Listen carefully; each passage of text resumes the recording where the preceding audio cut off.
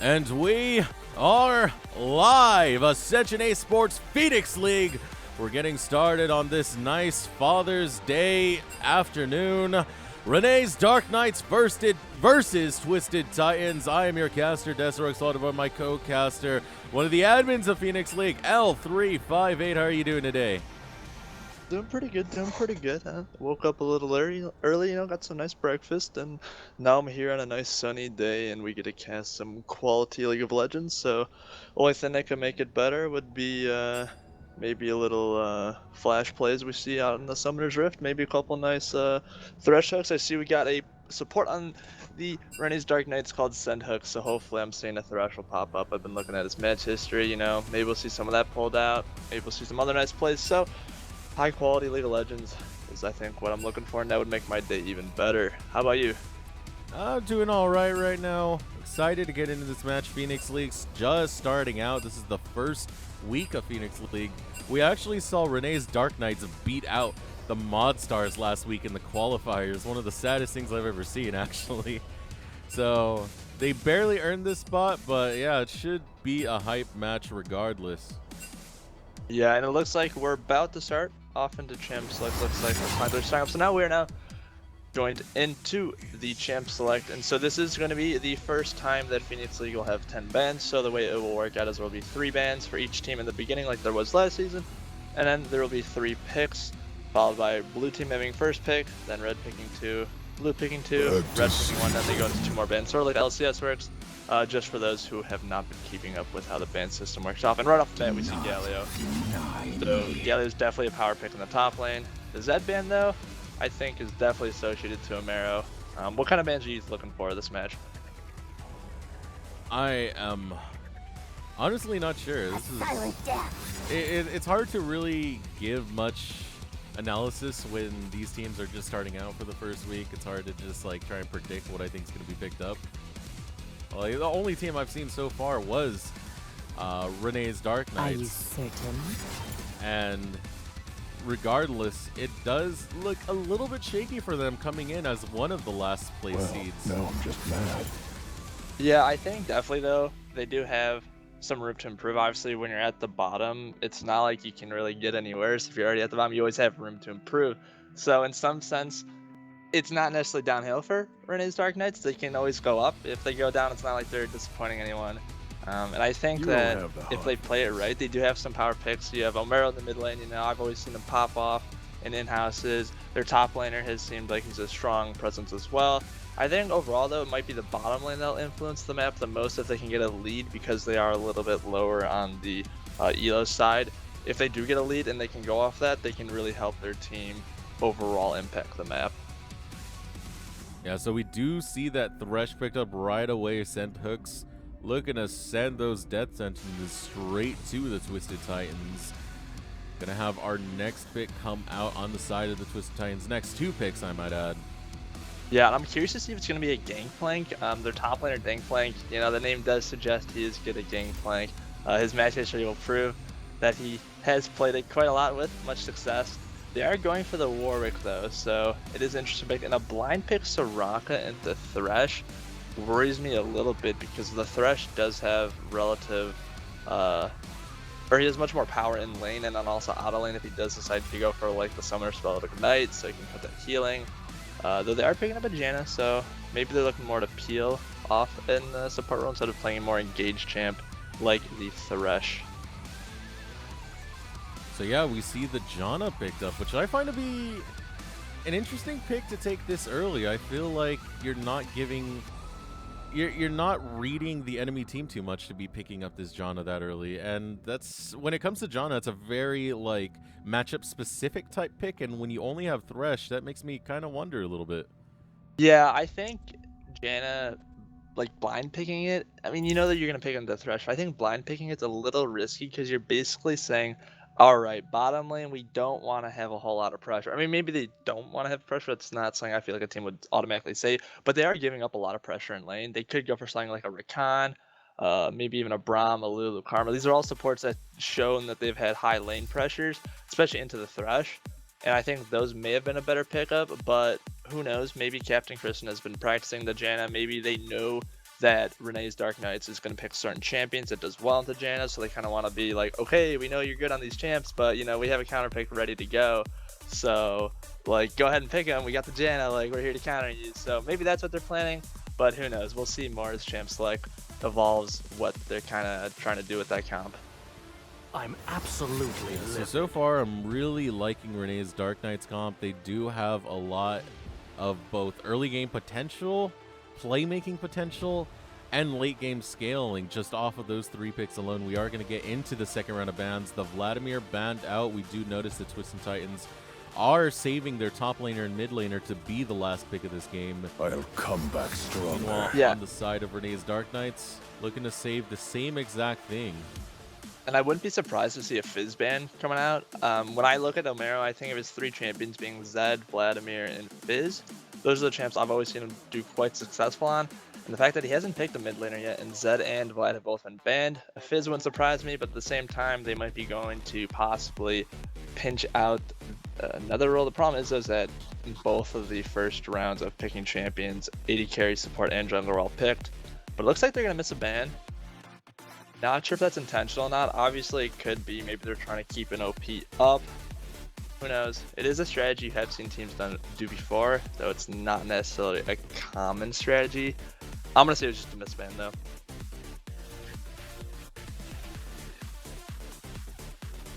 Cool foam. So now we see the Fiora taking off.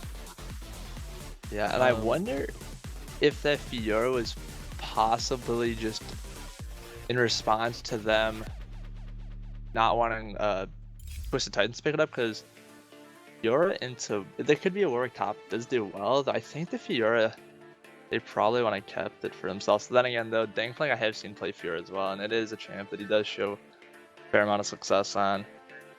Good read by them, though. So now that the Shen's on the board, we are going to see a counter pick come up, and that's going to be the Camille in the top lane for King David. Now the mid lane will have to show.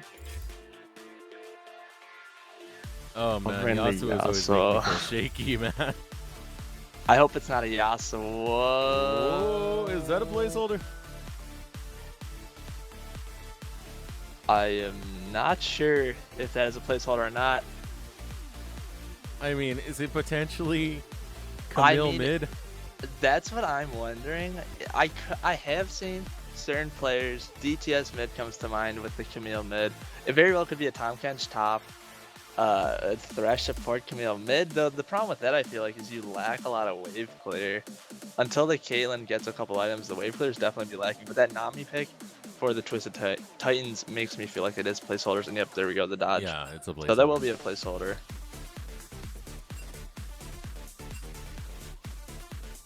Looks like last pick for the Twisted Titans was Echo.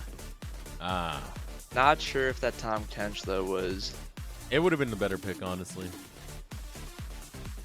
Let's get down. You go back to the top lane, Tom Frog. You put the Camille mid. That would have been sick right there. Well, Renee's Dark Knights. Oh, okay. So Tahm Kench was Fizz. So like I said before, where we were expecting the ban, it looks like they did end up taking it. So it looks like Fizz will be the mid laner. Though if we do go back to the comp itself, it's Camille top, Lee Sin jungle, Fizz mid, Caitlyn AD carry, and then Thresh part. And while overall I think that's a good comp if you're snowballing, if you get behind it can be scary in the sense that their only wave clear really is going to be the Caitlyn. I mean, Fizz does obviously have wave clear, so does the Camille, but most of that wave clear has to be with them putting their selves in harm's way. They're melee ranged. Fizz has to use his Playful Trickster if he really wants to get a lot of wave clear, and using Playful Trickster at least to the early to mid levels is a fairly long cooldown, so just doing it for wave clear can definitely can definitely create pressure scenarios where the other mid laner will then have an opportunity to go and trade with you, and you almost are guaranteed to lose that trade just because you don't have that Playful Trickster. And then looking towards the mid to late game, if let's say they're trying to siege on them and they use the Playful Trickster to clear that wave, then again they lose a lot of pressure, and it's almost like you're giving up that tower in the later game. Looks like we will get back in the champ select though, so should be everyone picking their own champs. You know, that being said though, that also depends on them falling behind for the whole wave clear thing. Because if you look at their comp otherwise, Fizz, Lee Sin, Those are really, really potent picks that are really good at just picking off enemy champions. So to say they will fall behind, if it happens Seems you early, left your brave could pants bring at that home. situation Want to me to just be wait while you go absolute get them? destruction for them. But they're set up so well in this early to mid game. Yeah, it definitely I was an if see. statement. If they get ahead, it's such a snowbally comp. Camille just dominates the side lanes once she gets about an item and a half, 2 items. Fizz again also can dominate the side lane. So I think if Renee's Dark Knights does decide to go for that 1-3-1 split push, like they can actually like get super far ahead. It just all depends on how Twisted Titans plays out their side lane management, who they want to send to counteract that split pushing. Again, that is if they do decide to go for 1-3-1. Obviously, we don't know what they're gonna do until we get into the game, but we will find out shortly. Inevitably. Yeah, with the placeholder, we will power through these picks in a quite timely manner. All picks are locked in. It was just a placeholder. We can only dream about the Tahm Kench being picked. It's funny you say it though. Tahm Kench top I always feel is a slightly underrated. Does do well actually into most melee matchups just because of his passive, how it does percent health damage. Also, when he does devour people, that also does actually a pretty high amount. I want to say it's percent max health damage, and so that I know it's good into Darius. I assume it'd be alright into Shen. Definitely does kind of counteract the Shen ult. Tahm Kench's ult. It's obviously not as good as Shen ult, but the Stand United can kind of be a little bit less strong with the Tahm Kench top, but obviously again, we're not going to be seeing the Tahm Kench, we're going to be seeing the Camille out in the top lane. It looks like actually the Twisted Titans is going to be goofing with us a little bit, having the Echo and Shen not in their respective lanes. Or is it? We don't know. Or is it? I mean, both champs are melee and same on the other team. I mean, I'm not saying Shen's good into Fizz, but you know, maybe Bugnuggler has found a secret OP pick to counteract the Fizz. Just stack MR. I know there also is the triple rejuvenation bead on Shen that you can play into kind of harder lanes. So maybe we'll see that picked up, but I highly doubt it. Time's over. Yeah, you gotta doubt that one a little bit, but Yeah, it's a 1% chance.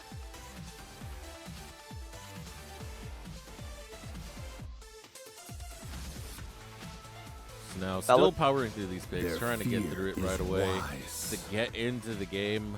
But overall, based on these team compositions, L358, who do you see winning this and why?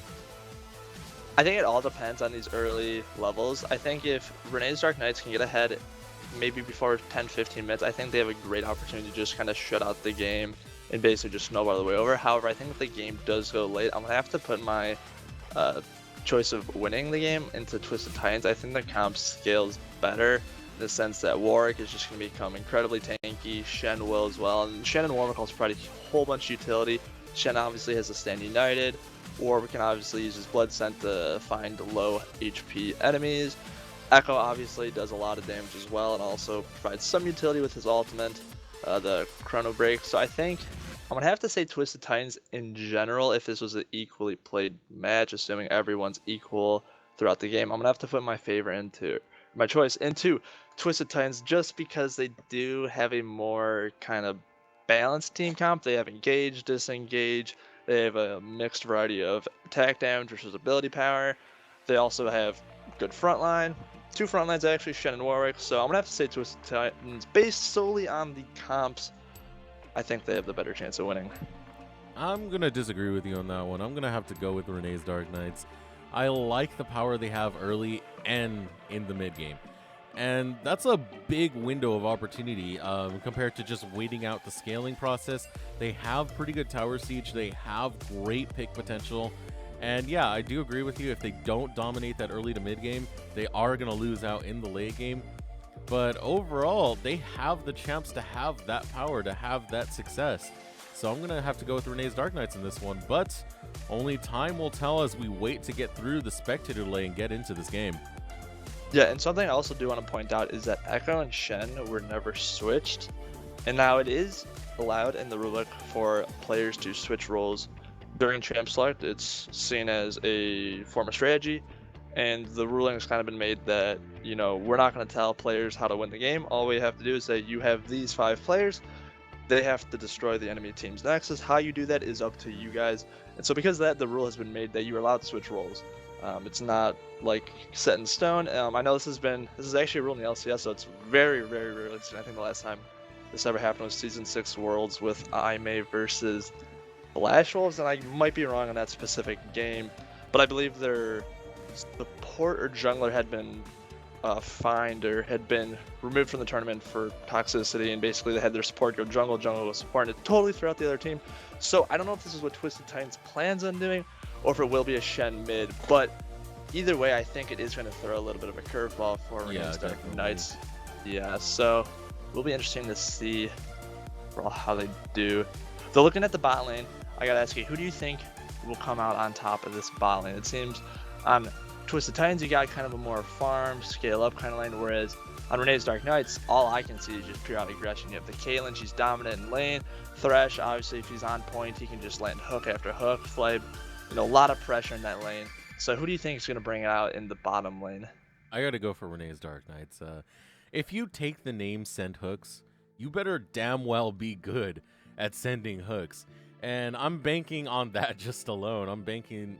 This guy picked Thresh for a reason. He's got a Thresh-like name for a reason. I'm looking to see the big death sentences come out and actually sentence death to either member of the Twisted Titans bot lane. And Caitlyn's overall laning can be aggressive and can be oppressive.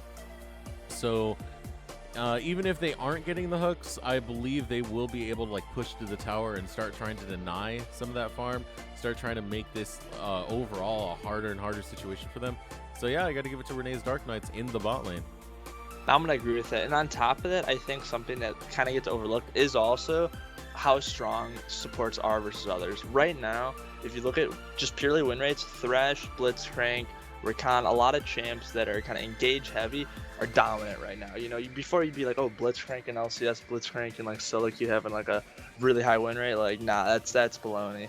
But now we're starting to see, because the Relic Shield line has been buffed where you get a shield that does, it's a fair amount. It's about 300 health. Once you complete, you get 650 gold with the Relic Shield support item, and then down the chain with Targon's Brace and Face of the Mountain. That shield is huge. It basically is almost like a Yasuo's passive, where in fact you can just make trades, and even if they're bad trades for you, you have that extra kind of playroom to kind of just make mistakes and not get punished for it. And because of that, these supports that are dominant and engaging do really well. And Janna's also in a weird spot right now. Before, I'm a former Janna main.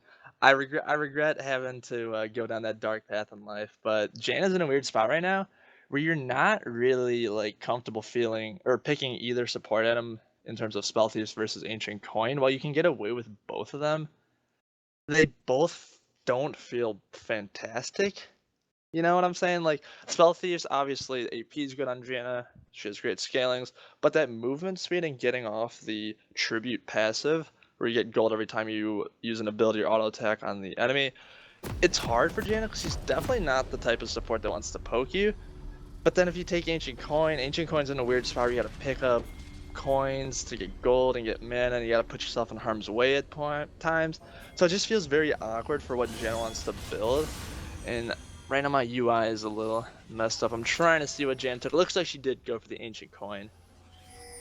Yeah, and I agree with everything you said right there, but the main thing is, even if she did take Spell Thieves, it's so dangerous to walk forward on a Caitlyn Thresh lane with the potential of that hook and the potential counter harass that a range support and a long-range ADC can bring back out. But we might see an invade come out as Renee's Dark Knights posture for it. They do have the death sentence ready to try and hook. It goes out. It lands on the Captain Chris. And is that going to be the end? It is. First blood picked up by I Need a Leash. Yeah, and that was a flash that needed to be done. Someone had to make the first move, and it was going to be Send Hooks. He went out, made the play, and he got the death sentence onto Captain Kristen's Janna. She had flash up, but I think she made the right call on not flashing away. She was dead at that point. Kind of just blown a somersault at that point. So that extra 400 gold will do quite well on I Need a Leash Caitlyn. She's going to pick up that longsword, and also is going to pick up an extra potion.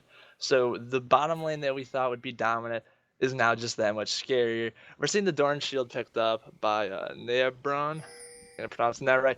So maybe it will negate a little bit of that poke, but overall, this Caitlyn's going to be packing quite a punch in the early levels. And it is important to also note that Renee's Dark Knights did get a fair amount of vision in the Twisted Titans jungle, so I'm looking forward to seeing the Senhooks kind of dominate the jungle with roams and invades, and really making sure that Nova Typhoon's jungling is much harder than it needs to be.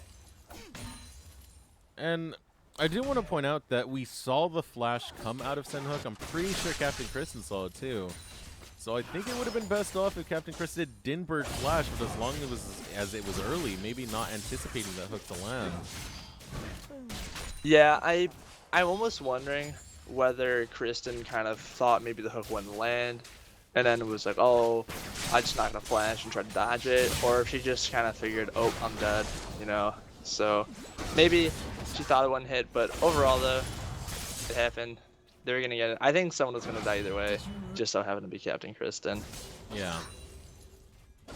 It's interesting to note though, like we were talking about in Champs, like the Shen will be going top side. He also is building the triple rejuvenation bead start, so Shen has one of the highest base health regens in the game, about 2.3, and with those rejuvenation beads, it gets up quite high, and it's pretty much like he has a health potion running at all times. It's a little bit obnoxious to play against. Whether you want to pick it with Camille, that's up for you to decide, but it definitely does make a lot of Camille's trading almost negligent, just because he heals so much. Yeah, and I mean, that's what we're seeing right now. The exchanges in the top lane, it's a full health Bug Knuckler, but wait a second, we got Nova Typhoon going after Omero and gets stunned up, but able to hop away the Playful Trickster, doing what a Playful Trickster does. Yeah, that was overall good play by Omero. He saw the gank coming. He didn't have vision in the bush, but you know, he kind of figured, wait, why is Dang playing pressuring me up so much? So, like, his jungle has to be nearby, and sure enough, he was right. So good play by him. Will is a little bit of CS. Ooh, nice hook on Captain Kristen. Yeah, the Doesn't hook look bad. goes out, but we see around the corner Nova Typhoon waiting to gank in. And speaking of ganks, Dankplank has to try and get away. The Sonic Wave misses, and that was a critical miss for Kuro Senkai. Yeah, I think he had to make a choice whether he wanted to go for the protect or not. He ended up going for it. It does miss, however, the flash was blown onto Dankplank, so maybe we will receive a return to visit from Kuro Sakai on that Lee Sin. Both Omero and him do have flash ups, so maybe we'll see a return kill. I hope we do, because as a League of Legends player, nothing tilts me more than having your jungler come, blowing your opponent's flash, and then just not returning. It's almost like saying, hey, you know, their flash is down, we got a free kill for the next 5 minutes. But knowing that these are fairly high elo players, I do expect the Lee Sin to return to that mid lane and make sure to punish the Echo for not having a flash. And I just want to point out the top lane again. King David is absolutely getting destroyed by Fugnuggler. Just the pressure Fugnuggler is putting on is so immense. Yeah, and it's definitely a little scary to see a Shen dominating a lane. And while Shen's known to usually having a fairly weak laning phase, he does have certain matchups that he does well. I think Camille, if not played to her full potential, is one of those lanes. Camille definitely suffers a little bit till she gets the Triforce, till she gets the Ravenous or Titanic Hydra, whichever one she does decide to go for. So I think until Camille does decide to go for the Triforce and then possibly a Hydra, I would prefer to see a Hydra. Which Hydra goes for is dependent on playstyle, but I think that will have to be picked up until Camille. And until that point, Camille's gonna be a little struggling on health in that top lane. But it looks like he is relatively even on CS. Well, I take that back. Actually, stand 10, but nice trade by King David in the top lane. Yeah, I mean, he's struggling quite a bit. CS, not that even at all, but meanwhile in the mid lane we see another attempted gank onto Dankplank, but it's not going to work out. A little bit too close to that tower and a little bit too red. But yeah, Camille in the top lane.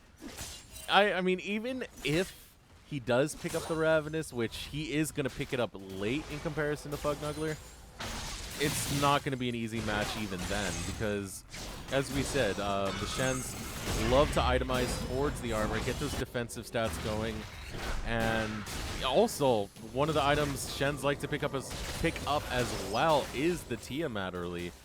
So, especially with those rejuvenation beads there, expect that to be picked up on the next buy.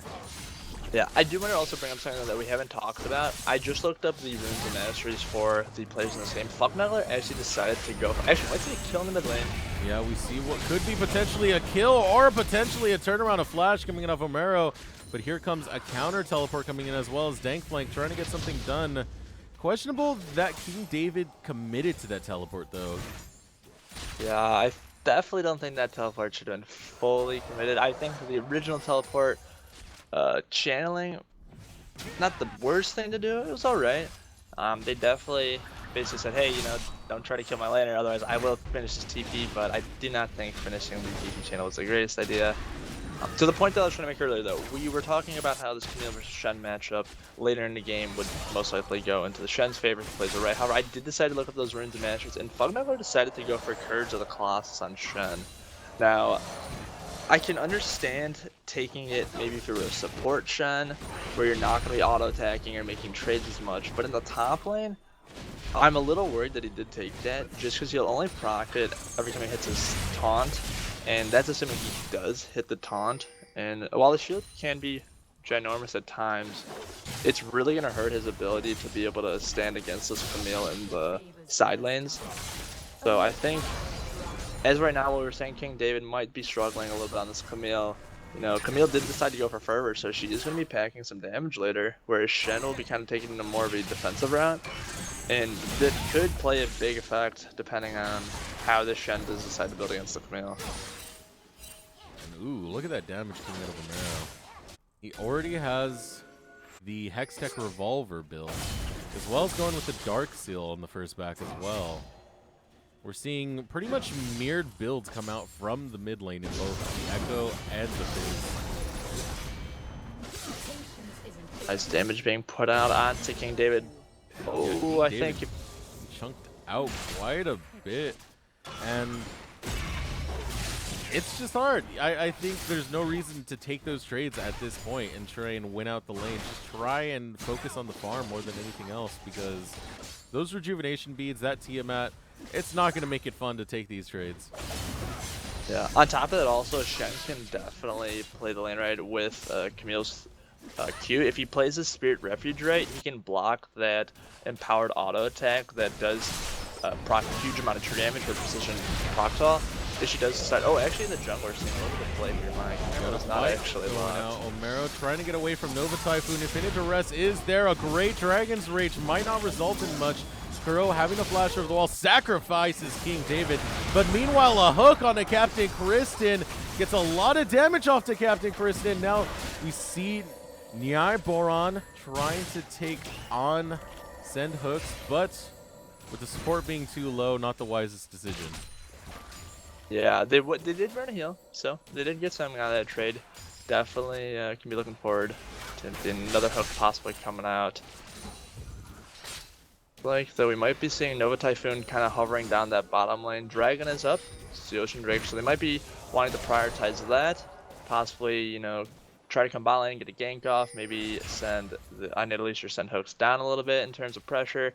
We are seeing the wraparound actually come through Tribush, so we might see a play here. Yeah, and the Infinite Duress is up. It lands on the Send Hooks along with that teleport. And there's the Monsoon to try and deny even more, but double flash is burnt. Still successful gank, but kind of hurts not to get as much as they wanted with the resource spurt. Yeah, and I want to say that Monsoon was a little late. I think it could have been done a little bit earlier just to kind of get them against that wall. But now we're actually seeing trades on the top lane while we see the rest of Renee's Dark Knights rotate down near that Ocean Drake. And this might be a steal. Kuro gets a steal, gets the Lantern, and what a great play to come out. But meanwhile, on the top lane, the taunt flash goes out, along with the ultimate from King David. King David trying to stay alive, does have to burn his flash as well.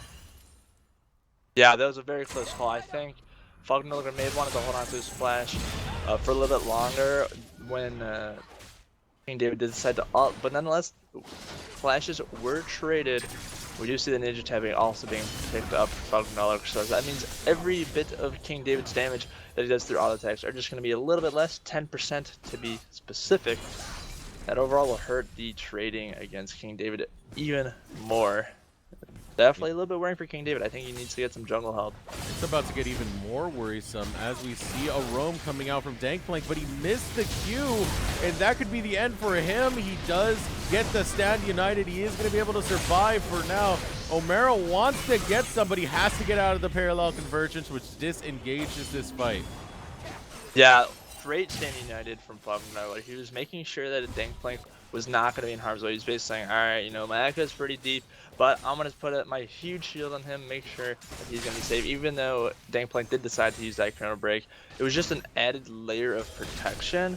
And unless Renee's Dark Knights can punish that, using the large cooldown that Stand United does have, I think they're going to get away with that. And now that just makes King David's top lane adventures even harder now, because now not only is he down a lot of gold just from being ganked several times, the Shen only does have 2 assists. Unfortunately, he did not get any of those kills, but more importantly, he's going to be down levels. He's already down almost 30 CS, and if it keeps going this way, it's just going to get harder and harder. You know, the Shen's not like he gets weaker as time goes on. The Shen's one of those champions that if you can get him to late game status, he's strong. Like, he's super strong, actually.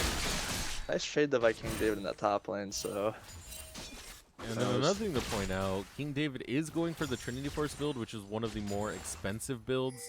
And it's going to be a while before he gets that power spike. Meanwhile, Fugnuggler already has that strong aggression. Not necessarily a power strike, but it's just scaling, and it's not going to be fun for King David at all.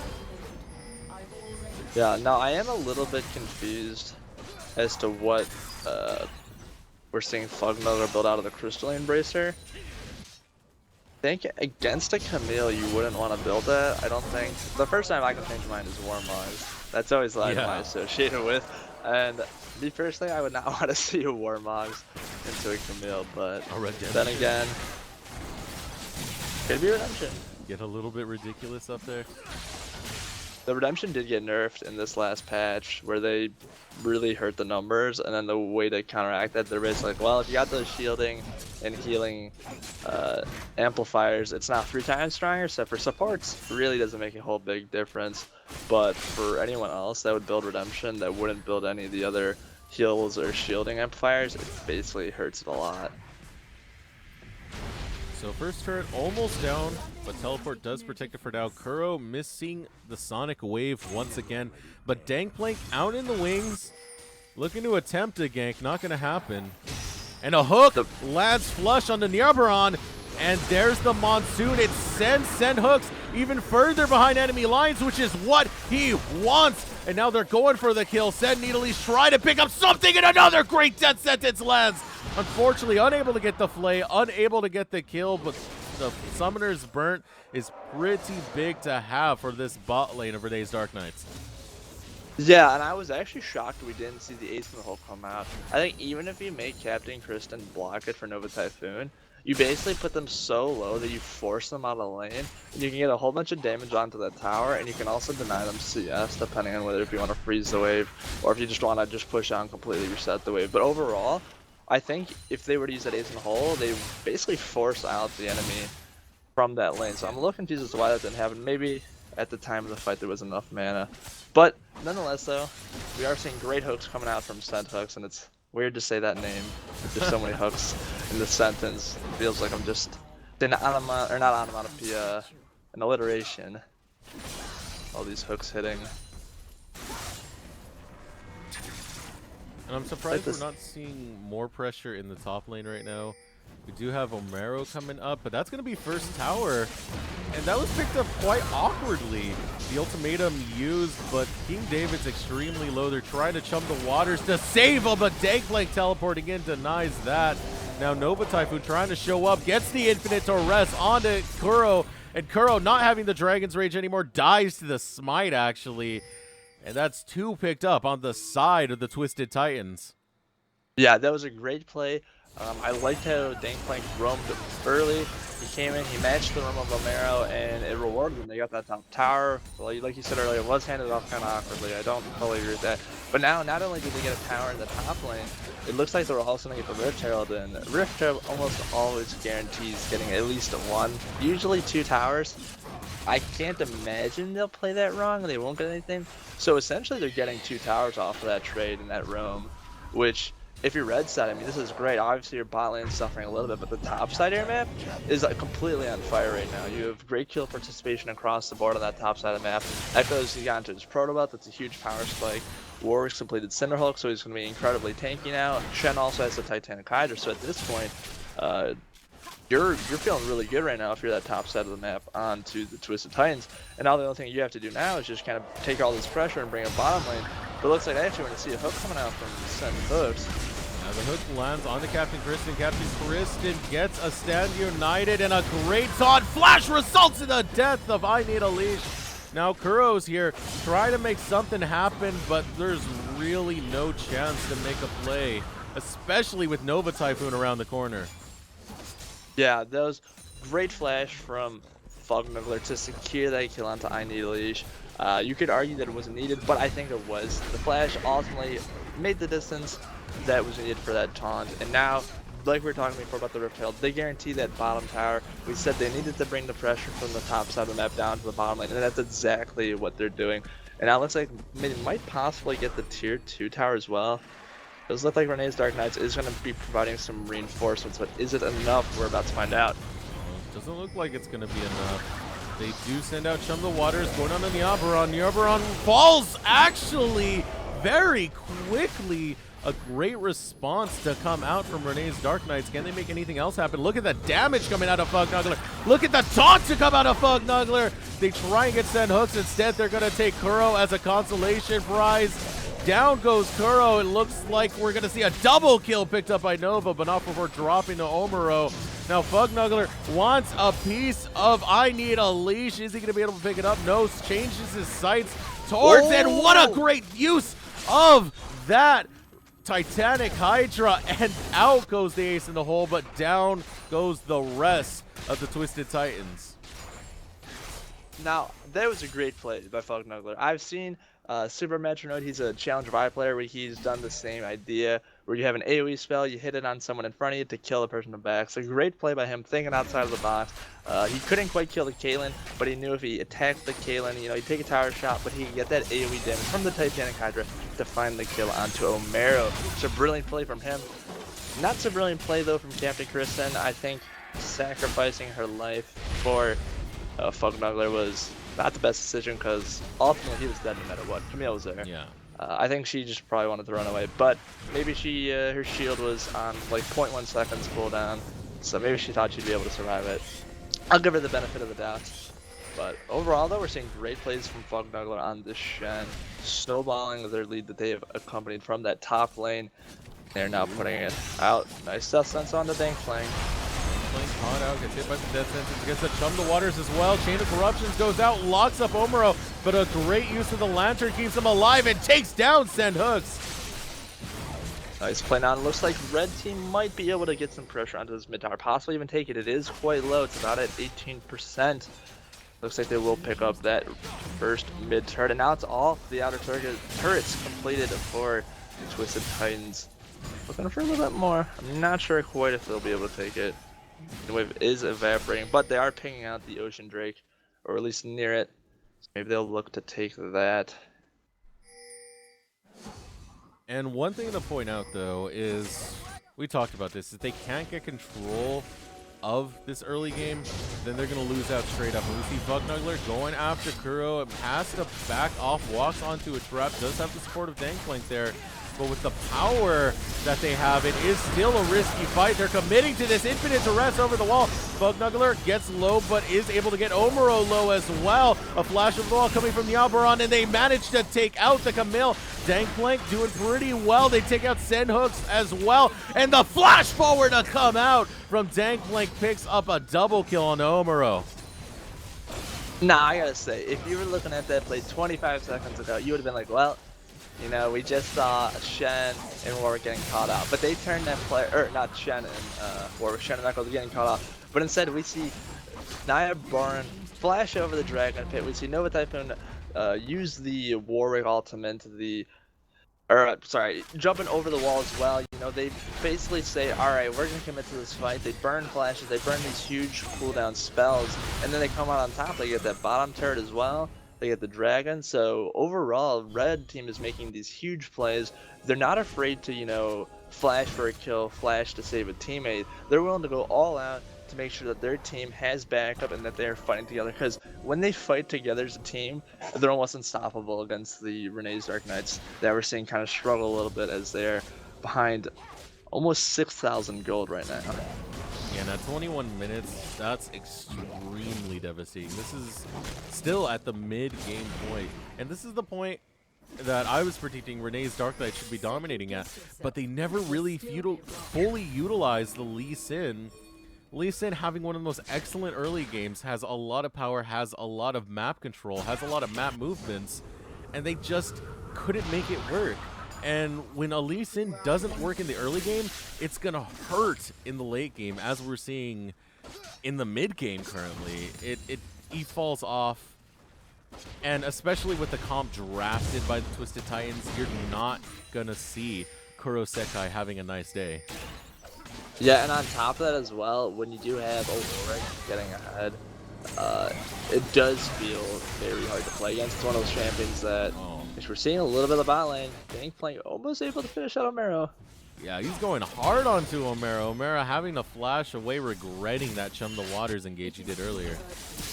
Yeah, there was actually a very nice flash up from Omero, holding it to the last second so he can get away. So I do have to hand it to him for, you know, being able to hold that flash for so long. I think I probably would have flashed as soon as I got below 50% health.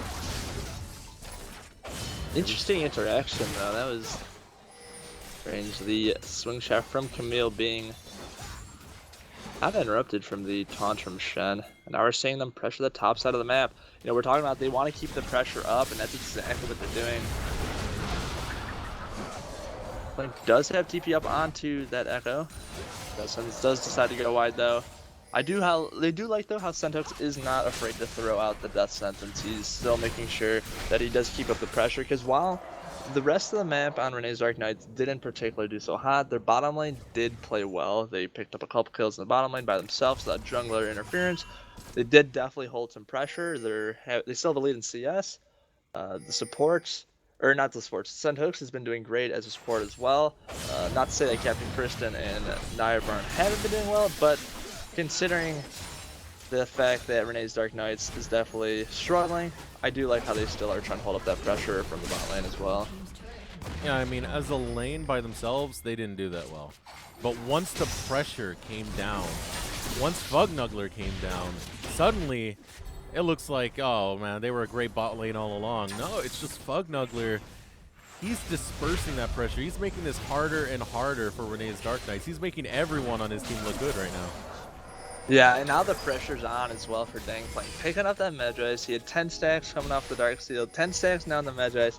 So he's going to be picking up quite a lot of ability power off that one purchase for 1,400 gold. You know, it's normally like a needlessly large rod. He's picking up 70 ability power, and that can only go higher, possibly getting up to 25 stacks. So I think right now, Renee's Dark Knights, not only obviously do they want to get some gold back, if they can get that Medjay down a little bit, it'll definitely make their chances of getting well. Because Medjay is almost seen as kind of a bad-mannered item in the sense that you're basically saying, alright, like, I'm so much better than you, good luck killing me.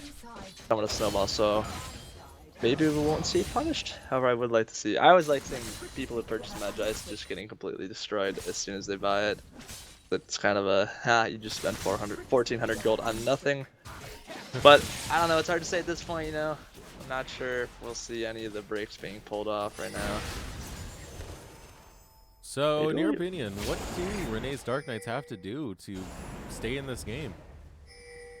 I think the only thing they can really do at this point is just keep trying to get death senses off of the Thresh, you know, maybe see if you can catch someone out. Obviously, since the red team is so much farther ahead, they might be a little bit more cocky in the way they play.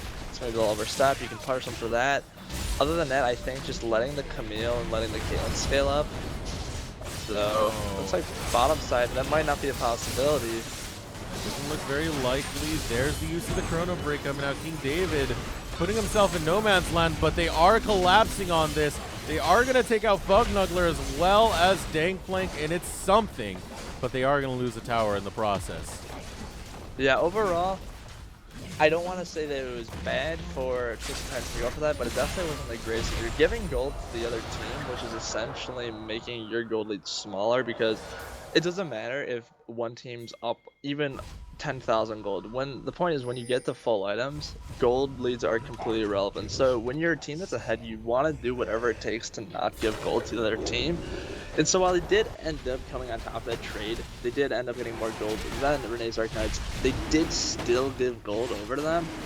So that's definitely what they don't want to be doing. If they could have just gone away and then still picked up the mid-tower, obviously that would have been the preferred play. So if you are Renee's Dark Knights, you're actually okay with that trade, I think, because you are going to be getting some gold. While it's not a lot, you did pick up some gold. You just got the Ocean Drake, so that should help with the regeneration. And another important point is some of that gold was funneled onto I Need a Leash. And Yes. that's the one person on the team right now that you need to start performing, that you need those items on. Yeah, and I think the Shen, or not the Shen, the Thresh can also use some of that gold as well. While he didn't get the kills, he did get the assist, so he can use that gold to furthermore protect I Need a Leash's Caitlyn. He has the Face of the Mountain completed. Looks like he's going to be going for that Locket of the Iron Stellari next. And that does scale with maximum health now as well, so as the game progresses, the shield will not only get bigger due to leveling, but also due to his maximum health. King David getting pushed out of the top lane there by Fugnuggler Shen. Huge damage coming out there. And I mean, that's the sad part. We've hit the point where King David should be at his power spike, but because he got it so late, it's spiking into a brick wall that's absolutely decimating him. Yeah, and it's too sad that it didn't come earlier, because at this point I don't know who King David can actually fight against. The Echo, I want to say, is too much damage to be able to fight against. He does have the Seeker's Arm Guard as well, as also the Mark Dread, so he will have a little bit of mark. He'll just do slight ability damage. But I don't think there's anyone really that King David's Camille can fight against other than the Varus, but in really no situation should the Varus ever be fighting a one-on-one with King David's Camille. That just, Yeah. unless it's like the end of a team fight, all 4 members of each team are dead and it's just those 2 left, I don't see a position where we're fighting. But we're actually seeing Bang playing split pushing on that bottom inhib. The TP goes out from Omero. And that Chum the Waters forcing out that Chrono Break very early, but here comes the Stand United being used. Omero trying to get out of there, but he is going to drop. No, uses the Playful Trickster. A Flash Road from Fugnuggler guarantees the death, but that's going to be an inhibitor exposed and an inhibitor going down. And with a bot lane inhibitor, super minions coming in that lane will start to bring the calls of Baron. And there we go. Got Fugnuggler caught out. Yeah, I look what Fugnuggler's actually doing right now. If you look at where the rest of Twisted Titans are, they're at Baron. Fugnuggler just said, alright guys, I'm taking one for the team, I'm dying here. And now if they do that correctly, this should be a free Baron for Twisted Titans. Should be, but they're not taking it down that quickly. They do have Dangplank who's coming in to try and assist this situation. Falling to 2,000, it will go in favor of the Twisted Titans. But here come the rest of Renee's Dark Knights. And we see 1 kill picked up by I Need a Leash. Can she find 2?